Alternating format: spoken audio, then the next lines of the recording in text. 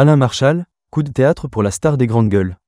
Ce lundi 10 février 2025, sur l'antenne de RMC Story, l'émission Les Grandes Gueules était de retour pour une nouvelle édition en début de journée, juste après la matinale d'Apolline de Malherbe en direct. Parmi les intervenants figuraient Charles Consigny, l'agriculteur de la France profonde Didier Giraud et la coach de vie Joël Dago-Seri. Ensemble, les trois chroniqueurs ont évidemment débattu du meurtre de Louise, qui a créé une terrible psychose en Essonne, selon le titre de l'émission. Un livre-choc sur Emmanuel Macron a été au cœur des discussions en fin d'émission, après que les chroniqueurs d'Olivier Truchot ont abordé le sujet de l'intelligence artificielle, en plein sommet de Paris au Grand Palais. Les grandes gueules, Olivier Truchot abandonné, les raisons dévoilées. Toutefois, Alain Marchal a créé un coup de théâtre, quelques semaines après le 20e anniversaire de l'émission. La star de Les Grandes Gueules était absente à l'animation du programme quotidien de RMC ce lundi, après une dernière émission en direct de Pau le vendredi 7 février 2025.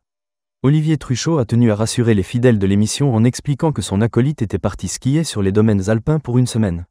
Il est parti skier, a-t-il affirmé, avant de lancer la musique du film Les Bronzés font du ski. Le présentateur a même diffusé une image de son compère sur les pistes de ski. Didier Giraud a tenté de gâcher les vacances du journaliste en voulant révéler la station où se trouvait Alain Marchal, mais sans succès. Cette absence du présentateur a-t-elle eu un impact sur les audiences de la quotidienne Les Grandes Gueules sur RMC Story ? Les Grandes Gueules, RMC Story malmène la concurrence. Lors de cette édition du lundi 10 février 2025, le programme Les Grandes Gueules a rassemblé 206 000 téléspectateurs entre 9h01 et 11h56, soit 5,7% de part de marché auprès des 4 ans et plus.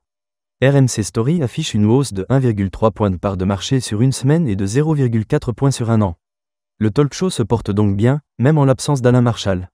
Sur les cibles stratégiques, Les Grandes Gueules ont réuni 8,2% des femmes responsables des achats de moins de 50 ans. Sur la population prisée des annonceurs, RMC Story se classe deuxième chaîne nationale, derrière France 2.